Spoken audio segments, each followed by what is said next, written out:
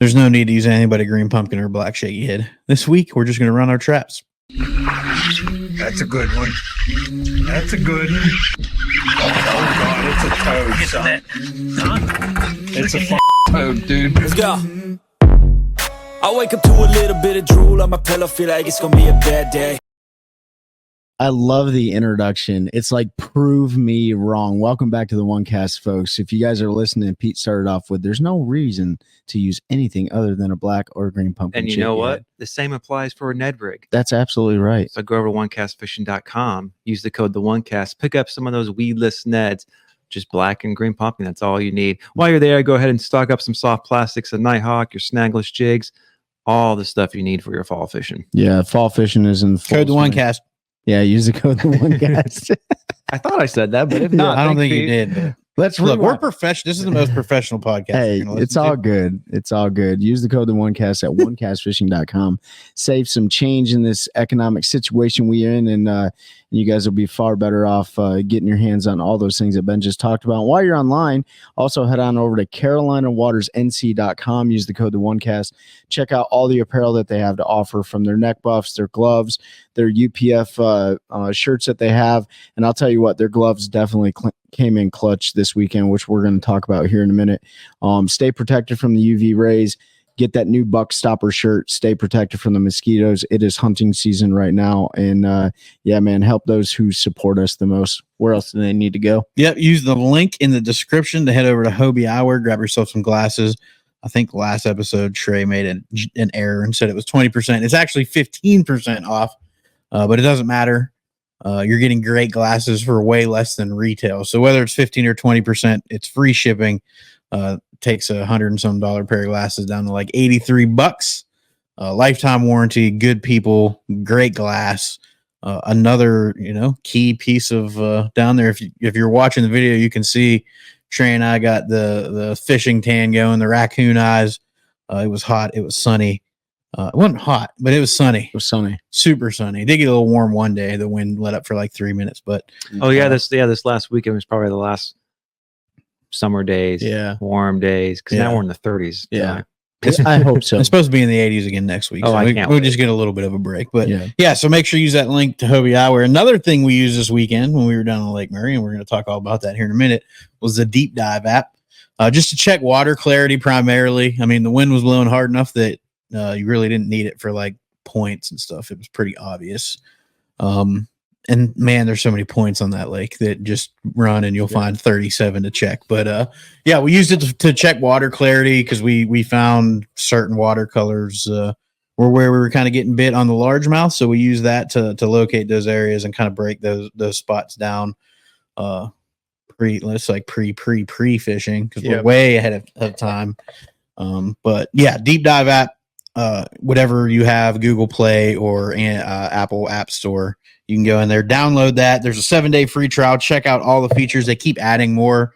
And then once you're done, pay for the subscription because it's worth it. It's like $50 some for the year. And you get unlimited access to all of that great info. So super happy to have them on board. Great tool. Really helped us last year tournament fishing and then helped us this year.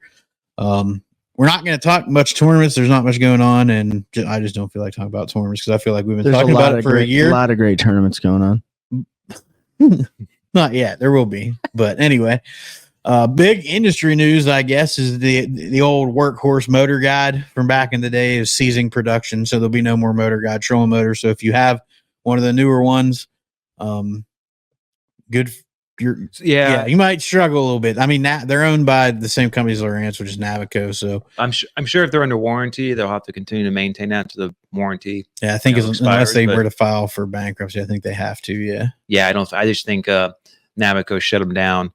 And that's because Lowrance and I guess Simra now have their own trolling motors. So because Lowrance used to not to, so now they've got the same product line across multiple companies. This is what happens when conglomerates and private equity take over. That there's multiple product lines, they'll shut down the least profitable ones. Yeah. And so that's probably what happened with Motor Guide. And then GSM Outdoors bought a company the last couple of weeks too, snatching some more up. So they're getting bigger and bigger here in the industry. So it's not a lot of tournament news stuff going on, but there is there've been some I guess, business inside baseball stuff. Yeah, I mean, a lot of business is happening. I mean, it happens obviously throughout the year, but after ICAST and the tournament season starts to kind of dwindle down, companies start looking at their books, man, and they're like, hey, what was did I have any sort of revenue stream this year? Am I in the first 5 years and trying to grow, whatever? Or did somebody come make me a lucrative offer? And we see that all over the world, right? It's not just the fishing industry, big companies coming up and buying farmland and building residential developments and things like that. So it's nothing new. If you're in, like the fishing industry, anglers are very particular about like what they like, so it's like if you're a Motor Guide fan forever, you're probably still going to be one, but they're not going to make it. My first tracker, that's what it came with, is a Motor Guide. Yeah, for sure. Mine too. That was 10, 11 years ago. Yep. And then when I was ready to upgrade, I went to Minn Kota for the Ultrix. And I think that's ultimately what happened is some of their competitors had some better technology. Mm-hmm. And then Garmin came out with theirs and Lowrance, and it's just kind of. Yep. Well, it was really Lowrance that killed them because they had the tech. They had all Lowrance's transducers in their cones and everything. I mean, they had the spot log. They had everything that all the other. They just, number one, their quality went to absolute garbage. I wonder, and I have to go back and look at the timeline. It would be interesting to see when Navico bought Motor Guide, and if was that kind of directly before Lowrance came out with their trolling motor. Because that's one way these companies, if they want to combine brands, they'll buy other brands and take their IP or their manufacturing capability, or just the folks there and moving companies. So it's not Navico, it's Brunswick. That's right. Our Brunswick company. Yeah, we're wrong. Is Brunswick company. In fact, I remember seeing that. Yeah, talking to Mike. That's the parent company that owns all of them. But that owns Navico. Yeah. Oh, that's not what the article has here, but it's Brunswick. I totally forgot. They bought them in 2021. Yeah, bought Navico, who owns Lowrance. Oh, okay. And all that. So, but it happens all the time. I mean, Pete, your mortgage just got sold. Mortgages get sold all the time. But not really any small companies getting bought up. Like it's been a lot of larger companies where they've been around for a while. And can you bring that article up there? They paid just over $1 billion for Navico. Which included. Oh, well, that includes. B&G, Lowrance, CMAP, Simrad.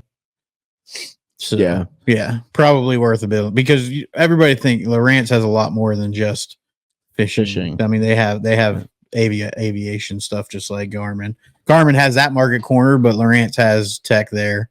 I think B&G's aviation as well, and then CMAP is well known. Simrad is huge in the salt game, so that was probably a deal, honestly. But $1.5 billion in 2021. Details. But I don't know how they finance that, but it's kind of the same thing that Pure Fishing parents got in. What company is Pure Fishing? Multiple companies, isn't it? I care. No, I think they actually have someone on Pure Fishing. I'm pretty sure it's an investing group. It's not. Yeah, no, it's an investment group, and it'll be interesting to see how they finance that because that was before the rates jumped up in 2021. You're getting big in the world. We saw this with multiple like smaller contracting companies during like the Iraq and Afghanistan conflict. They'd build up and then a bigger company would come and say, yeah, you're okay, we're going to buy you now. Right. And then they saw those dollar signs and they sold out, and that's how it works. If I remember correctly, Brunswick didn't finance that purchase. They paid cash. Oh, well, that's a lot of cash to pay for. That's a lot of pay. I like that. And Brunswick is very a dent in what they're into. So we don't have to worry here at the OneCast. Brunswick's not going to come in. I mean, you can if you want to. Yeah, I don't know. I don't want to be a sellout. I mean, if you want to pay $1 billion, $1 billion, I will sell in a second. It would take more than. Don't worry, we'll lose all of you. We'll just start another podcast with a different name. Yeah, there you go. We just won't sign a no compete, right? But so lots of that kind of movement in the industry, which is normal, especially this time of year. Yep. You won't see anything change with your brand. So Robo Worm was one that got bought by GSM. You're not going to see any change, just like you did with Yamamoto. Same bait, same leadership. They just have somebody new at the helm. And what's cool, what I like about GSM is they're an investment group, but everybody that has stake in that group is outdoorsmen. They're hunters, they're anglers. So they're not just a bunch of suits in New York or something like, on the gun side, Remington. Absolutely. That company is dead. and they got bought by a bunch of investment groups of people that didn't hunt, they didn't shoot, they didn't understand what they were getting into, and they just drove the company into the ground, right? So GSM, I've met their owner, like the principal of GSM, super good guy. I met him at ICAST. I know some of my buddies are personal friends with him. And he is buying these legacy companies like RoboWorm. It's been around for a long time because the ownership is getting older. They want to get out, and he knows he can preserve that. With Sam Yamamoto, he knew he could get that. He didn't want to see him get sucked up into pure fishing. Mm-hmm. I mean, I'm not trying to bash pure fishing, but they're struggling a little bit right now. It's well documented. And see those brands kind of peter off because of that. So it'll be cool. Nothing's going to change. You'll still be able to get your favorite Robo Worms, your favorite Magic Worms by Missile Baits that Robo Worm makes for them. They'll still all be out there, and packaging will be the same, but just some more money. So you may even see some new products. I don't think Robo Worms are anything out in about 25 years. They've made the Robo Worm, and that's about it. Hey, it works, man. Oh, 100%. Don't fix what ain't broken. Well, the other day, someone posted. I was one of the Facebook groups. He's like, "Hey, I picked these. They were Robo Worms. I picked these up at the back of my local tackle shop." And people were like, "Oh yeah, those are like the original ones. Those are like they were old packaging. Yeah, like, those were awesome. Cool. Those are you guys, hidden fine. Yeah, they were all the comments. So, yep. Mm-hmm. Yeah, man, that's awesome. But yeah. So look ahead. We got some stuff planned. Mm-hmm. Some guests. I'm working on getting a line manufacturer. Talk to them today. We get asked all the time about line. What do you use, when, and why? What not to use, when, and why. So we're gonna get an expert in it. Makes it gonna get into the dirt about that stuff. So looking forward to that here in a little bit. Gonna nerd out on the science behind line. A little bit, not too much. Yeah. I mean, he'll explain why his line's better, and I agree, and just the process that goes into it. But it's what I use. So it's Dale with Gamma. If you have met Dale at a show, you know he's a great guy. I thought we had him on before. We haven't had Dale. We just talked to him for like 3 hours at Raleigh last year after we packed up. But he hasn't been on yet. No, but he's lined up to come on. Who did we talk about line? Nobody. And rods.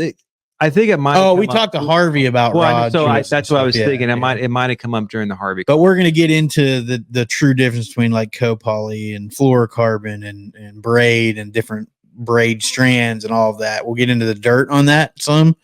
And then the big question most of you don't care is why and when. So we'll get some answers from a manufacturer on what they recommend. Obviously, use what works for you.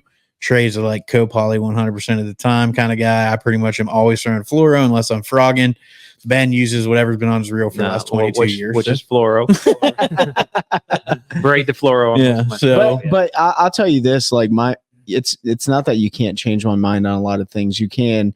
And if it works, like one of the things that I did when I first got into fishing is I would go like straight braid to like a wacky worm, right? Because you can just hold like a big gaff wacky worm hook. And then I didn't really realize like line diameter mattered in certain water clarity situations for certain pressured fish until really I got down to Lake Lanier last year. You know what I mean? Like around here, like it doesn't really matter. You're fishing in the dirt, That was when we went to the Hartwell tournament, right? That's right. And that was the Lake Lanier tournament. Yep.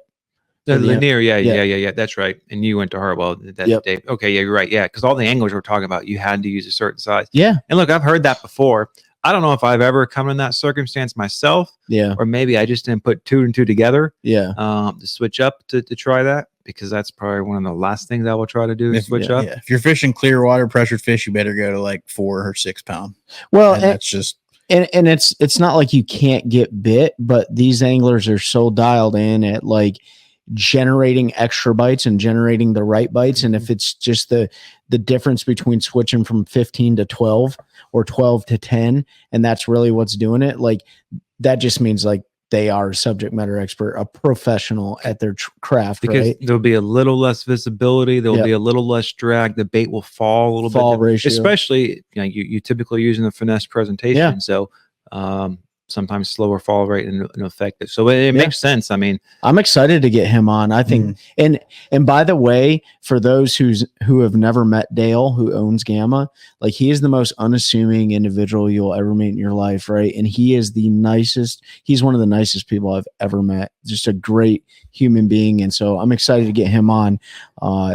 I don't. Hopefully, he can come in studio, but he probably won't be able to because he's up in I Pennsylvania. mean, we could probably. I'll see if he's going to come to Raleigh. If he Yeah. comes to Raleigh, show he might be able to work something out. That'd be when he's awesome. down here. So That'd be cool. because I was going to extend the olive branch and tell him you don't need to pay for a hotel. You can just crash at the house. Yeah, because if he hey, just come down on Wednesday to set up. Yeah. And then we come film Wednesday night. Yeah. But I asked him for what his schedule was looking like, so we'll see. But yeah, he'll talk about it. I mean, and I'll get like there's definitely times where you may not get bit if you don't downsize, and we see it a lot up north, smallmouth fishing. Like you could not be getting bit all day, and I'll switch from 6 to 4 pound, and I'll get a bite immediately. And it's just that little bit of a change, like you said, less drag, fall. All of that's a little bit different, and sometimes that's what it takes because the other 9,000 baits they saw that day, everybody was throwing on 6 or 8 pound tests, and now you're throwing 4. And that little bit of subtle difference, and that's stuff we don't think about. Yep. The guys that we talk to that travel all over the country think about that stuff. I think about it when I'm up north, but I've never thought about it down here. But now I'm thinking about it. So like, I'm gonna go spend a little bit of time on Gaston in a couple weeks just because I need to get more practice fishing boat docks. And You think it's ever going to matter on Jordan? no, Probably there's lakes not. where it probably doesn't matter. Jordan being one of them. It might make a difference, like summertime Harris when they start to get a little tough and they're getting whooped on. You know, Yeah. I don't downsize a whole lot on Harris just because when I'm out there, I'm usually just having fun and I don't necessarily care if I get bit a whole bunch, but I think it would make a difference for sure. I think it makes a difference. We're going to actually talk about this when we talk about our Lake Murray pre-practice because we actually saw pre-practice, but we saw it with the stripers, right? Who are sight feeders And they don't care and about line. but they do care about baits. But Yeah. going back to what Pete was saying, like, yeah, it's probably not going to matter until the fish are in a different type of feeding pattern. And what I mean by that is when they're offshore in the summer schools and the water at the beginning stages is relatively clearer, it could matter. However, they are extremely aggressive then. And then you move into the later summer where they're still sight feeding, but they've been beat on so much. And that could generate extra bites. And that's something to think about. I know it matters. I will say this. I know it matters when you're throwing a jig head minnow. And I know, right? We're like, Well, I but take it that does back. matter. I have noticed it on a jerkbait. Yeah. So that I have downsized from like 10 to 12. 12 to 10, 10 to 8. Yeah. And I don't know if the action made it cause matter, but it did let me get a jerkbait down just a little bit deeper, closer to him. Yeah. So, Let's not forget largemouth still do sight fish. They sight eat, right? Sight You know, fish. Sight fish. I'd yeah. like to see a largemouth. When you're in 15-foot shallow, they're I mean, if they're eating fish, are they not fishing? Yeah. yeah, I guess Yeah. technically they are sight fishing. yeah, you're they're right. sight fishing just with their mouths instead of baits. But But yeah, it definitely makes a difference. So that's something else to add to your toolbox. Make sure you carry 400 different sizes line so you can change leaders. And that's probably where I mess up on the stupid jig head minnow. I call it stupid because I'm not good at it and I just don't like doing it. But I know it's a great technique. Trey's very good at it and enjoys it. The fish I have caught aren't super satisfying, but I just don't like fishing that way. But I probably would get bit more when they're coming up looking at it if I would go for my 8 pound to 6 pound or something like that. I'm sure I would get bit more. It's not something I'm typically going to do in a tournament yet. I mean, I'm going to have to adapt as things change, or maybe not. Maybe everybody will ban forward facing center and you don't have to worry about it. But and I'd be okay. I'd be just okay with it. I don't care if they ban it or they tell you need to have 400 transducers. It is what it is. We're going to adapt and do what we have to do, right? Like I'm only going to have one train. That's a lot of money right there. Trey, you'll have as many as I tell you. Okay. But no. So that's good. That'll be a fun one. We've got some more outdoor therapy folks, veterans and stuff planned. Come talk about what they're doing. If you didn't listen to the last episode last week that dropped on Thursday with Lily Wilker, make sure you go check that one out. Special operations medic, former special operations medic, talks about the outdoors and her healing. So that was a great episode, and there's a giveaway and stuff to talk about in there. So go check it out. Yeah. But yeah, Murray. So Awesome. So I've been there once before. Trey had never been there. I had a great day there the first time I was there. The second day was fun, but I went barehead water skiing that day out of Mike Iaconelli's boat at 70 miles an hour. If you haven't listened to that story, go back and you'll find it. And that was my experience on Murray. So we went down there. Man, I had a blast. It was one of the most fun trips I've had in a long time because of fish catches and then just getting to hang out with Trey for 4 days and be at the Airbnb and fishing and going out to dinner and and all that stuff. So tons of fun there. But yeah, first I think we got there at like 9 a.m. Put the boat in the water. Just randomly picked a point to start on, and about the 9th cast, Trey caught an almost 5-pounder. Yeah. So we were like, One of the Murray, easy. Yeah. Too easy. Well, let's rewind real quick and talk. And for those of you, listening and stuff, I don't know why I say that. So the intent behind going down there was to understand so much about the lake outside of just the lake itself, right? The logistics, where we were going to stay, where we were going to get fuel. And if you don't know why we're doing that, it's because Yeah. the Fishers and Men National Championship is there in April. Yeah.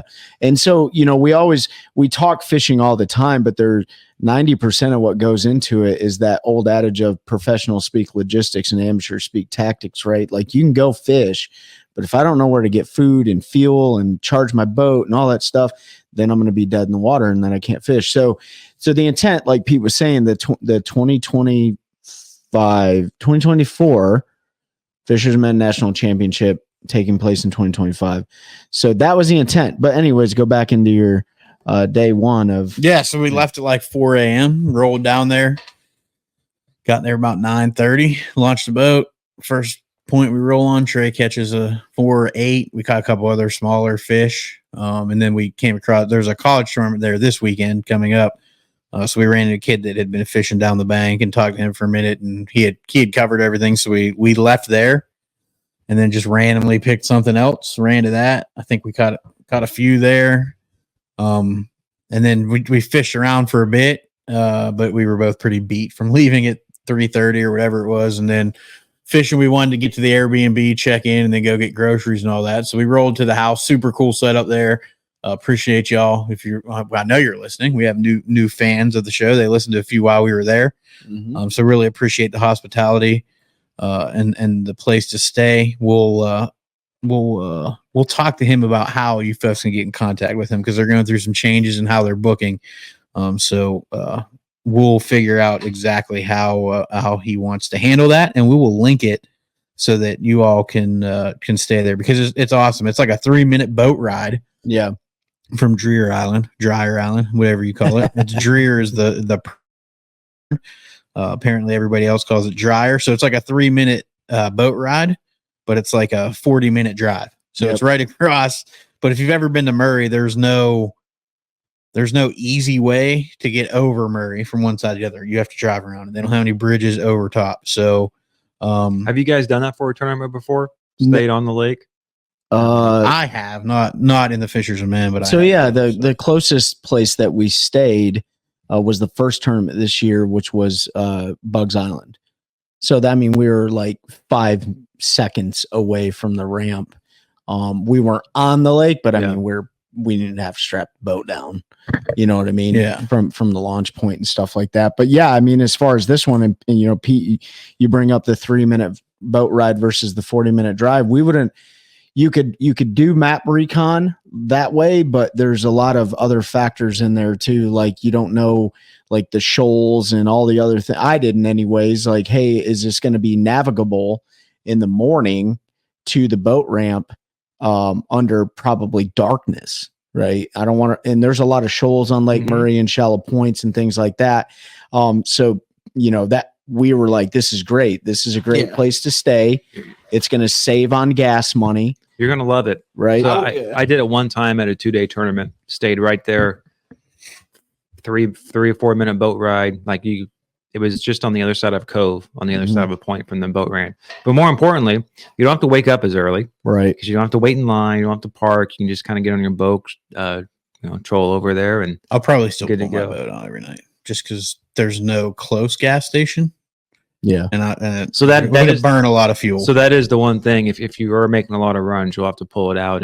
But it'll depend on where we end up fishing for the Derby. But yeah, it was super nice once we put Trey's boat in the water, just sat there, and then we still got up like 2 hours before we needed to, but they gave you time to drink coffee and watch some YouTube videos, do your business, take a number deuce, eat a little breakfast and hang out. But well, I'm excited to go back there and Trey was worried about running over in the dark. I'm never worried about that because I know I'll have at least one day in the light, and I'll just put a track down. And I'm used to running the river where all I do is follow tracks. Yeah. When it's low light. So, but yeah, it is important that you go see that so because we wouldn't have known looking at a map that was only like a 3-minute boat ride. Like it looks a lot further, but then you get there and it's like, it's literally right there. You just shoot right across the lake, and you're there. Yep.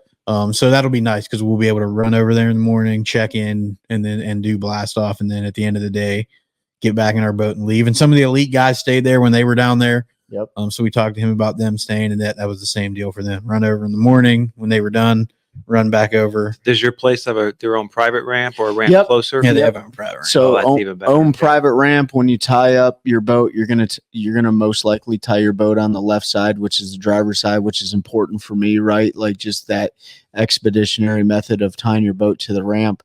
No major hazards going from the ramp from the private ramp to Dreer. 11 minutes to the closest restaurant. That had 11 minutes close drive to the restaurant.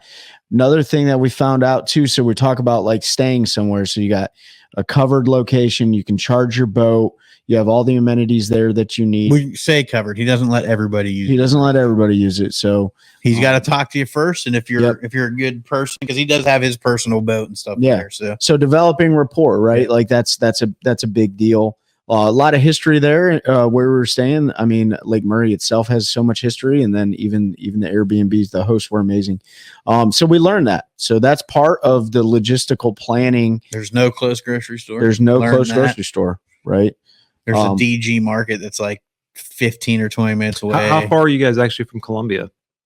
It's not too bad from Columbia. No. Like Columbia proper. Yeah, you could run down there like the JC's and stuff if you had to. Probably because I know how that lake sets up. If you're on one side, JC's is probably 18-minute drive, but you could run. I mean, to run to the dam, like it's pretty good poke. Yeah, but you're coming out of Dreer. It's the same distance to the dam. Yep.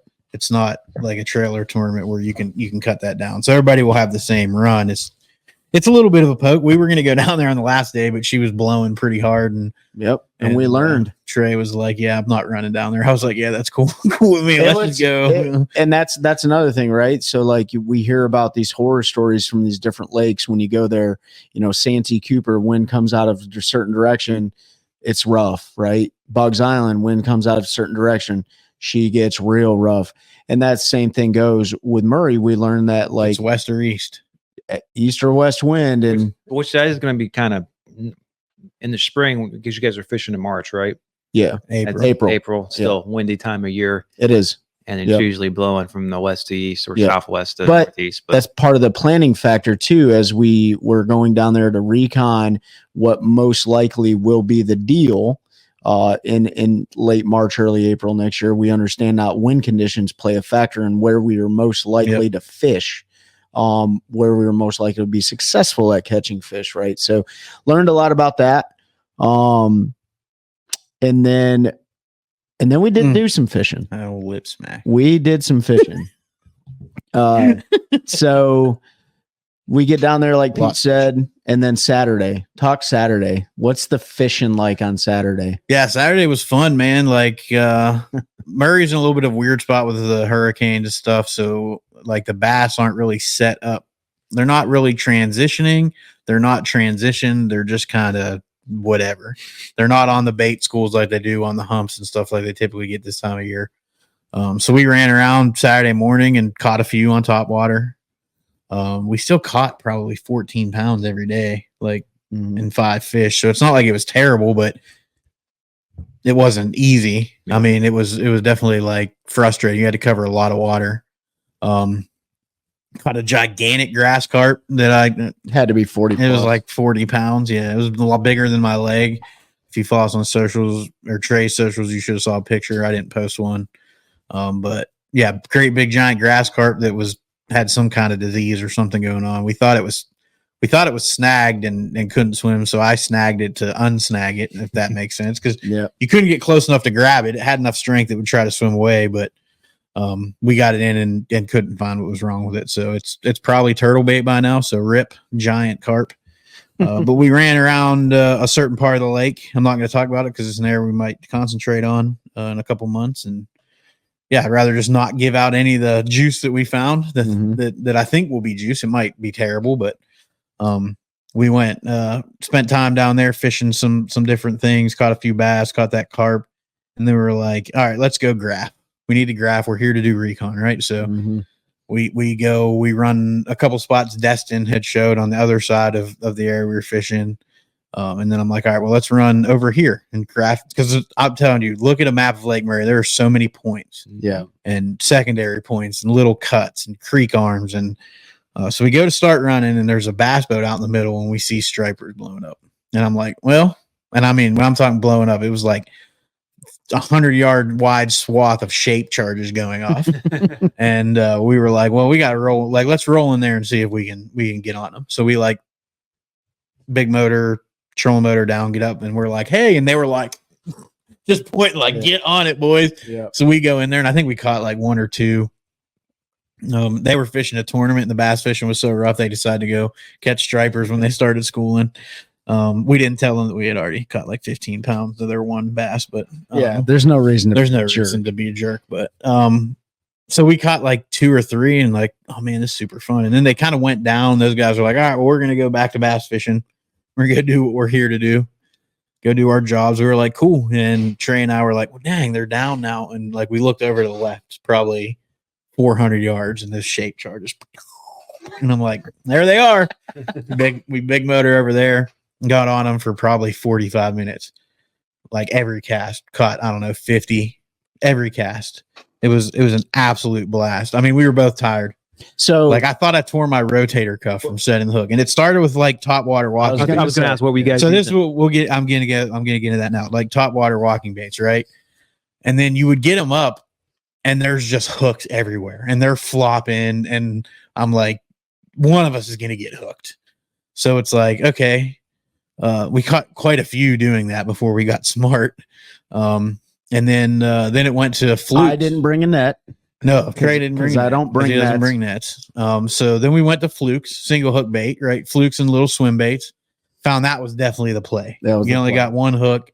Trey was lipping every single one. So by the time this keeps going. So figured out it was good that they got on the fluke bite, because we figured out fluke setup, how you would throw it, the rod, like all of that, which is important, because that's if the herring deal is going on when we're there. I don't think it will be, but if it is, the fluke is like a staple. And neither one of us had really fished the way they typically do. So it was great practice for that. Yep. And when they eat that, man, it is a ton of fun. Going to give that fluke juice out, and you get to. I mean, it's just a fluke. Yeah, I'll give it out after on the retrieve. Yeah, 100%. I'll give it out after. Well, it's already out on one of our episodes. You have to. No, we found an even better way than what I put out on that episode. Well, there is. But you can go to Bob Downey, our episode with Bob. I wasn't going to tell him which one. I'll tell him. Say, go listen to all of them. Well, I'll start there, and you'll be so enamored with the good juice we give out, you're going to want to listen to the rest. But yeah, Bob talks about his setup. We found a little bit different one that we used, and that's probably what we'll stick with. I don't know if anybody else throws it that way, but I don't want to give it up because it worked really well. And what I liked about it was you get to see them eat it still like it's top water. You got to wait a second, and then you got to jack them like you were throwing. Oh yeah, it was awesome. So you got all of that. So we were on that. The school was up for like 45 minutes. Like I said, we caught, I don't know, 25, 30 Alabama rigs every cast. No. So I will tell you this, and this ties into Pete's story. It got to the point where we were burning through so many flukes that I would just pick up a random rod. Okay, we just started throwing everything. And just throwing everything. He caught him on a whopper plopper. Like I caught him on a jig head minnow. He caught him on a wacky rig fluke. Yeah. Like, the fluke, the head of the fluke was torn up and you couldn't rig so it. So you just wacky rigged one and threw it out there. Makes sense, yeah. But they would not. They wouldn't eat a buzzbait. They wouldn't eat a buzzbait. They wouldn't eat an actual wacky rigged worm. Nope. They probably would have ate a spinnerbait, but we didn't throw it because it would have been absolutely It would have destroyed the spinnerbait. Chatterbait?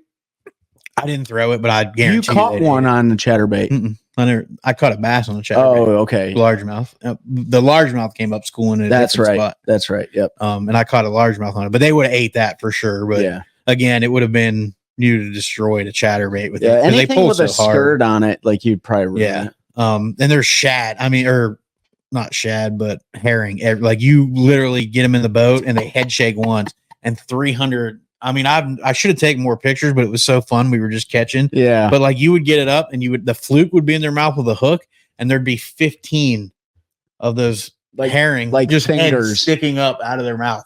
I mean, they were literally just engorging. So 40 minutes maybe on that school and as quick as you can catch them. So I'm going to say we caught 30 or 40, right?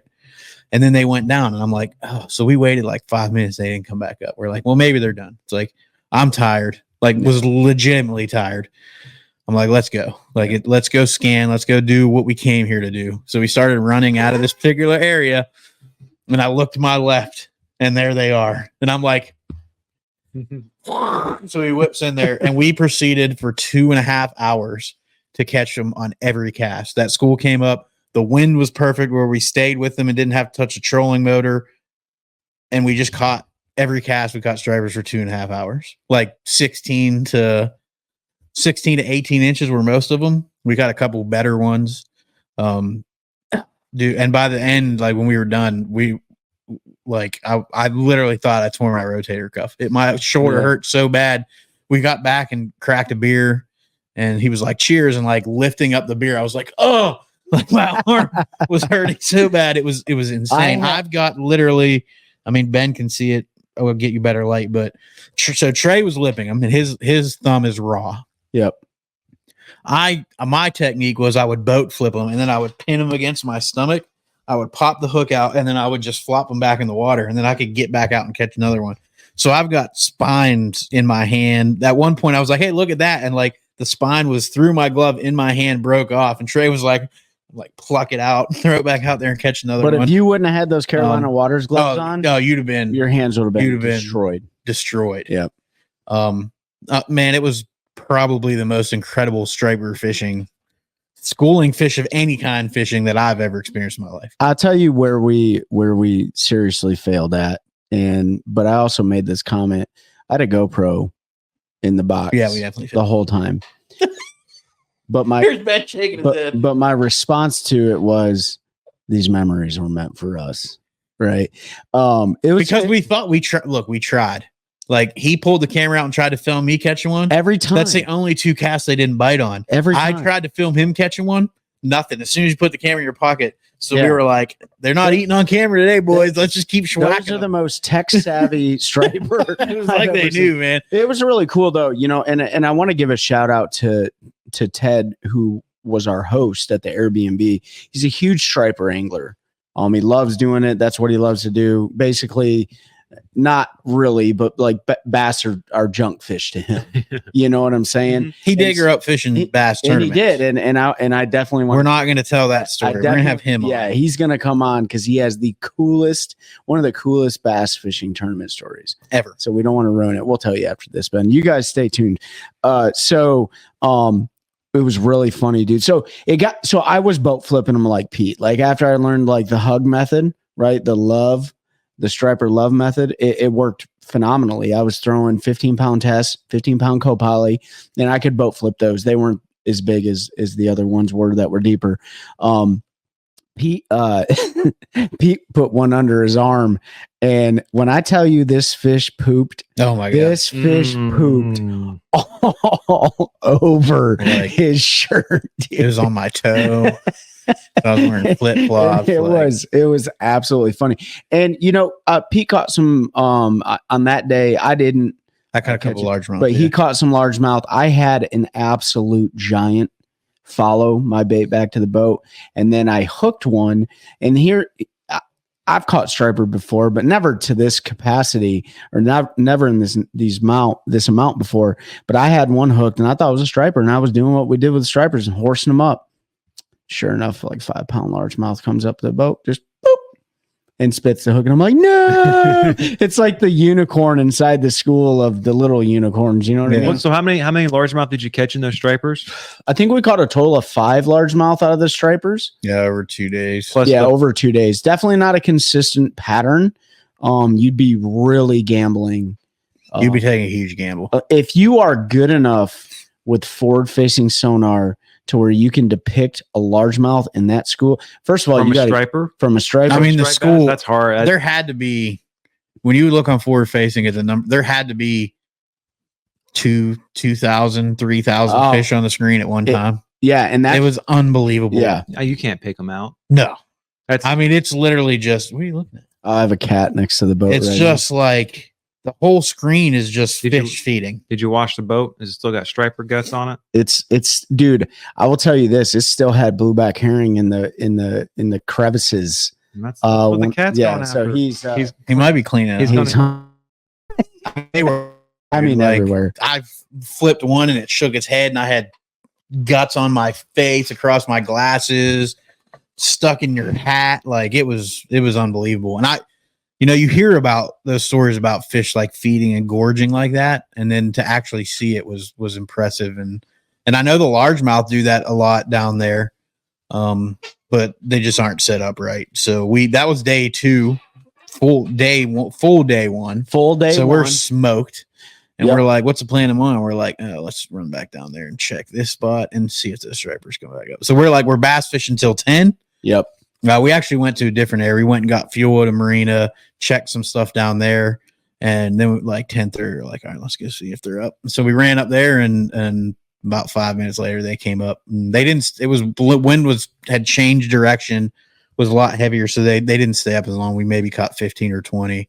And then they went down and never came back up. So then we went graphing. We graphed for a long time. And then Trey was like, I'm tired of graphing. Let's fish. And I was like, let's just fish here. And about the third cast with a shaky head, he caught another 4-pounder. It was ridiculous. So when you guys were graphing, were you looking for anything particular? Were you marking everything? Were you looking for? We're marking a lot of stuff. Yeah. I mean, traditional stuff that like spring there is shallow rock flats for the herring. So we marked a bunch of those. We were looking for transition areas where they would stage for pre-spawn, because I feel like our primary down there is going to be fish on beds and then pre-spawn fish. Yep. Just given the history of the time of year, like that's probably what we're looking at. Yeah, because there will be post-spawners, but they'll probably be in that funk. Well, we're early April, so they may not be a bunch of post-spawners yet. It's going to be probably pre-spawn heavy and a few. And it just depends on where you're at. Yeah. Well, it also depends on where you're at. Yeah. So the winter is going to play a factor. But, so we were marking that stuff, and we dropped a pile of waypoints on all of that. So just your typical transition areas where fish would want to hold when they're getting ready to go up and spawn. Those traditional herring areas, because there's so many points, and trying to find the right ones in that 5 to 10 foot or whatever it is, 3 to 8 foot, where those herring come up to spawn and the bass feed on them. So we marked a bunch of that stuff. Checked some stuff that friends gave us, Destin and a few other folks, primarily Destin. Shout out. Thanks for the spots, bud. We did catch some in a couple of areas you gave us. So, yep. But we just graphed probably for, 3 hours, fished for another couple hours, and then ran to see if the stripers were back one more time. They weren't because of the wind, and went back to the house and headed to Murphy's, which is a bar right down the road, bar restaurant, grabbed a little dinner. We ended up going there the next night too, because it was really good. And it was close, like literally 10 minutes, probably the closest restaurant. But then day 3 was blowing. No, day 3 wasn't blowing too bad. Mm-mm. That was the day the stripers didn't really come up. So day 4, she was a blowing. That was Monday, right? Yeah, Monday. That was our last day, and we only spent a couple hours blowing because that was the warmest day, right? Yeah, it was warm. Yeah. The wind shifted to due west, basically. Sunny. We had bluebird days the whole time, and it really didn't affect the stripers and all that. But we were running in like 2-foot rollers first thing in the morning. Like you didn't even get that morning calm. We're both soaked. Trey stopped in the middle and was cussing the lake. Like, he's like, I hate rough water, and I'm like, yeah, this kind of sucks. At least it was warm. It was. Yeah, I mean, it was warm, but I mean, the wind. The amount of wind made it a little chilly. So we didn't go check what we wanted to. Yeah. So we overall, like, we learned a lot about a section of the lake. I think the lake behaves very similar around the entire lake, minus maybe the Saluda River and stuff like that. We learned where gas wasn't. We went up to Dreer, and that's part of that recon too. Like that gas wasn't. Yeah, their pump was down. Pumps were down. Hopefully they're up when we get up there. So we ran all the way down, like Pete said, to a marina, and that was cool too, because what we had noticed when we were driving to and from our dinner sites or whatever, restaurants, dinner sites. We noticed bait piled up in there, as they typically do in the fall and stuff like that. And so when we ran down there, they had gas, we filled up, and then, largemouth start schooling. Yeah. So it was pretty cool, right like next to the gas pump. Right next to the gas pump. Made first cast and, hooked into one, ended up losing it. It was like a 2-pounder or whatever. And then, so we kind of got keyed in on that little area and did a bunch of recon in there. And that pretty much wrapped it up, though. I mean, that Monday we went out, it was so dang windy. I mean, we ran down and checked some other things. And then, we didn't even catch a single fish that day.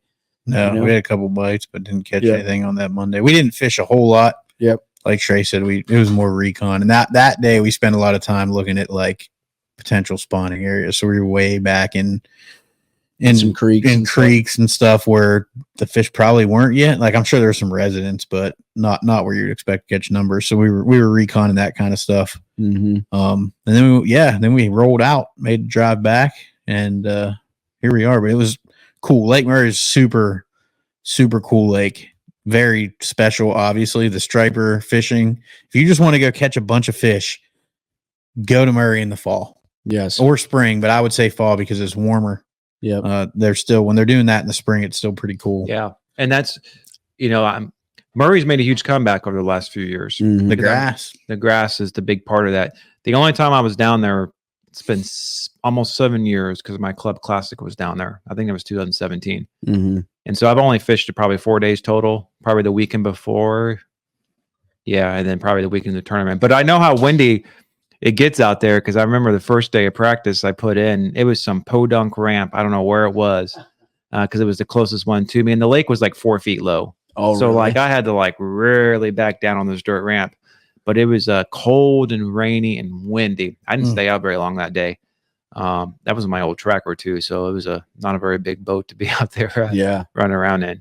But yeah, then the classic was there, but at the time, the grass was only like 6 inches tall. Mm-hmm. Like it was kind of like little sections had patches that were pretty big, but it was only like 4 or 5 inches off the bottom. It was weird. And that was when it first started coming back. Yeah, it's topped out in a lot of areas now. Different kinds of grass. I don't know the names of all the grass and stuff like that. We found eelgrass. We found hydrilla. We found some other leafy stuff. I don't know what it was. Yeah. It wasn't coontail, but it was something. Milfoil.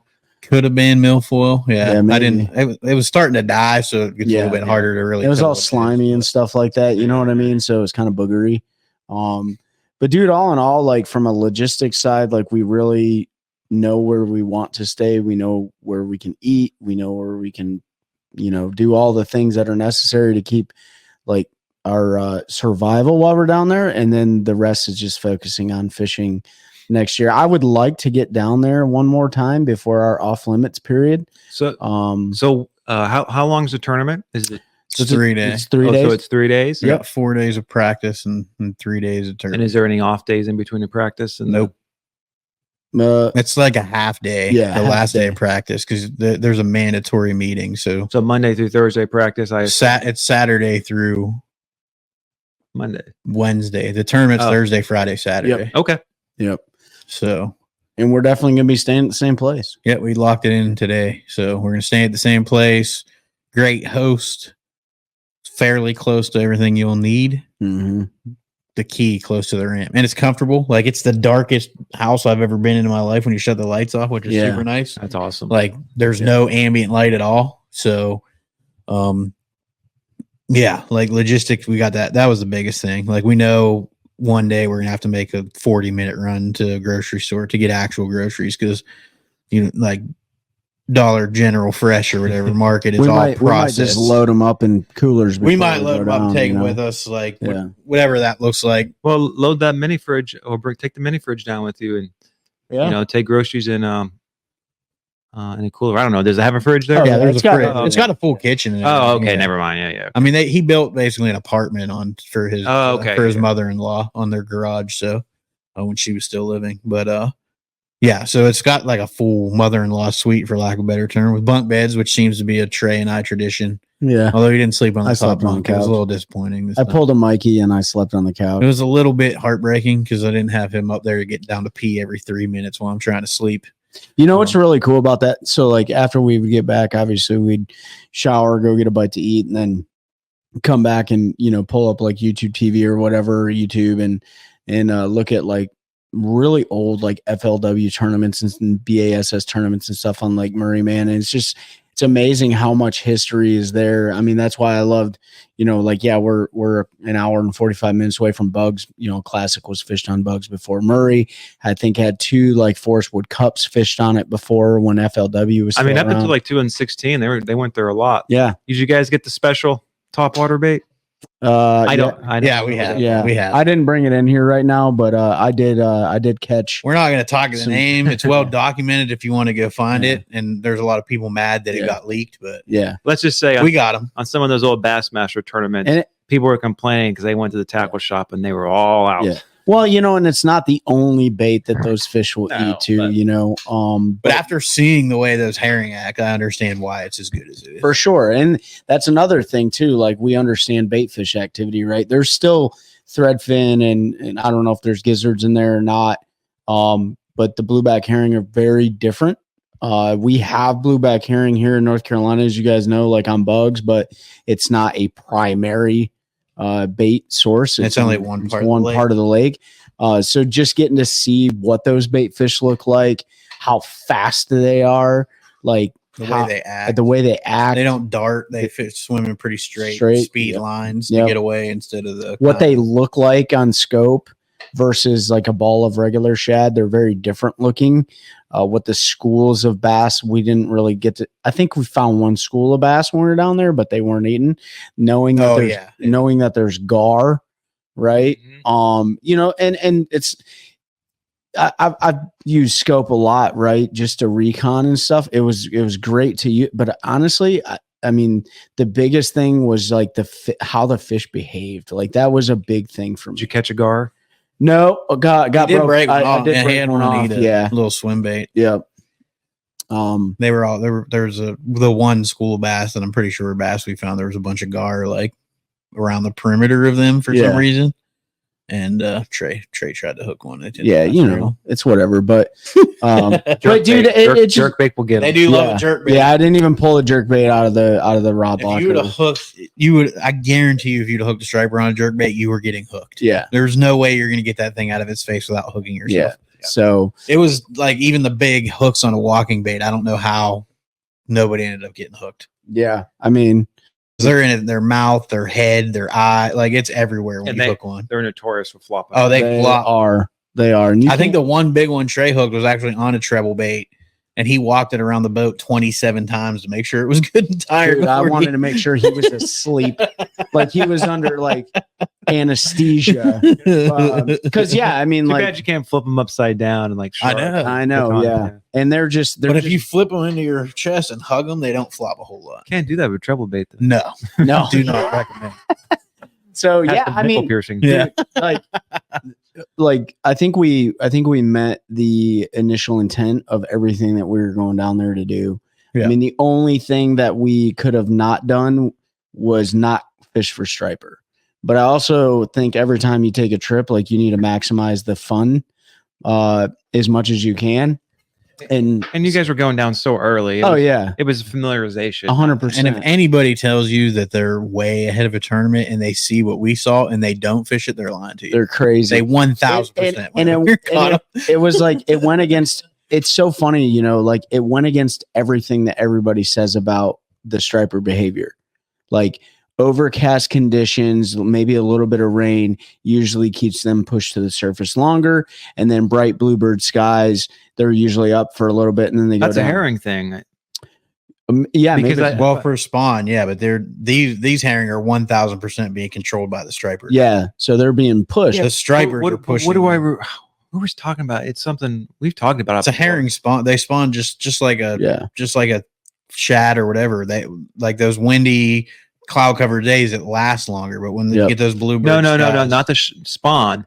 They're actually they come to the surface higher when it's bluebird skies. Oh, do they? I don't know. Yeah, I remember. But according to everybody, I mean, you can Google it right now, but I'm pretty sure like they're kind of the opposite of shad in that regard. Well, I'll tell you this from what Ted was saying. He's like, you guys found basically like a gold mine, because usually in a bright bluebird sky day, like the striper won't stay up as long. And they sure did.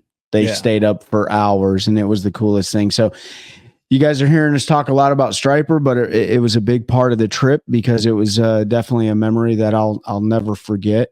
It was and it was great training, like Pete said, like being able to use some different techniques that we don't typically use or have never used before. And now we know what that thump feels like and how to set the hook and what to use, what hook, what line, what retrieve, all that stuff. And so it was a great training. Good training. Yeah, it was awesome. So looking forward to getting back down there, maybe before it goes off limits, if we can swing that. I don't know if we'll get to or not, but that next one before off limits will be probably primarily bass. We probably won't mess with the stripers a whole lot. And we have what do we have, Pete, for regular season event next year? We have one tournament before the national championship, right? Yeah, we have I think Bugs Island a couple weeks before. Yep. So we'll have one, and then we'll we go fish the national championship, and I think we have like a week off, and then we have 2 back-to-back regular season events, and then it's a bit compact because when the national championship last year was in Florida, so it was in like February. So it was before anybody's regular stuff started. This year, it's kind of in the middle of most folks' season or the start of their season, so everything's shifted around a little bit, but. I think us and one other team are the only ones out of our like division of fishermen that made it. And then the Piedmont one has like 40 teams. Yeah. I don't know how that works. But it's 180 total. Of 180. It's capped at 180. Yeah, capped 180 teams. And these guys are hammers, and you know, probably the fan favorites are going to be the guys from South Carolina, of course, as they should be. We'll see Elite Series guys there. And there's guys that fish all levels that came up fishing that. So it'll be a challenge. We just gotta go catch 20 pounds a day. It's going to be different this year, not rolling with Mikey and Nick. I mean, for this derby. Yeah. They tried to fish the regional championship. I don't know if we talked about it on here before. No. They tried to fish the regional championship. They did fish it. Or they did fish it. It was like the day after Hurricane Helene. And it was just blowed out where they were at Old Hickory Lake. It was just a bad tournament. So congratulations to those guys that did qualify for the national championship through that. Unfortunate, we won't see Mike and Nick. But you know what? We know they'll be there in spirit with us. So yeah, man, I'm looking forward to 2025 season, man. It's going to be a blast, and we just got to catch 15 bass. 15 big bass. We just need 15 5-pounders. Yeah. It is doable there. And we're going to bring home 2 boats. Yeah. And probably a sick trophy. Yeah. Which I don't care about the boats. I just want the trophy. Yeah. Give me the hardware. That's right. But yeah, no, it's going to be, that time of year could take some weight. Like we were talking, like you're going to have 15 probably for sure to compete, I would think. And then whoever finds those couple extra, I mean, just go back and look at the tournaments there. You're that going to time have of some year. 30-pound bags, like I suspect. If the weather, as long as the weather's decent. So that's not as like 20 to 23. Yeah, you don't see a lot of 30-pound bags. Okay. That lake is stock full of 3-pounders, and then the guys that usually win are the ones that find 25, a couple 4s or a 5 or a 6, like one of those great big giant ones that aren't as prep, but like 15, you got to have 15 to be in it, because they're literally, go look at the tournaments. There are so many dang 3-pound fish. And we saw it. Like, we caught a lot of the fish we caught were like 3-pound bass. And then he caught it up to, we didn't weigh the second one. It was probably 4.5. The other one was 4.8, like, or something close to 5. Like, so there's some of those in there, but there's so many 3-pounders that you have to catch 3-pounders to compete. You can't have 2-pounders. You will take yourself right out of it. 2 3-pounders and 2 kickers. Yeah. To win, you need to somehow catch 20 every day. Like, Then if you can do that, you're in real good shape. Somebody's gonna catch. It's gonna be a blast. A giant. If they're on bed, somebody's gonna catch like a 9-pounder. It's gonna be me. Yeah, hopefully. There'll be some on beds. Yeah. So. For sure. Yeah. But yeah, man. Awesome trip. Awesome. I'm glad you guys had a great time down there. Yep. Killed the striper. Had to be awesome. Yeah. Awesome experience. It was. So yeah, that's all I got for this episode. That's it. Yeah. All right. Ben, you got anything? Nope. I'm good. Some, Trey. All right, guys. Hey, appreciate you joining us on this week's episode.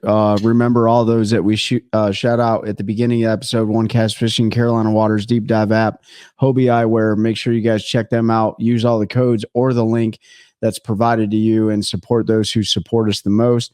We're still praying for those victims from Hurricane Helene from North Carolina all the way down to Florida. We hope you guys recover and appreciate all those volunteers going out there and providing assistance because, Lord knows it takes a village to recover from something like that. So we will see you guys on the next episode. Thank you for helping us continue to grow a culture of anglers, helping anglers one cast at a time. That's a good one. That's a good one. Oh, God, it's a toad, son. It's a f***ing toad, dude. Let's go. I wake up to a little bit of drool on my pillow, feel like it's gonna be a bad day.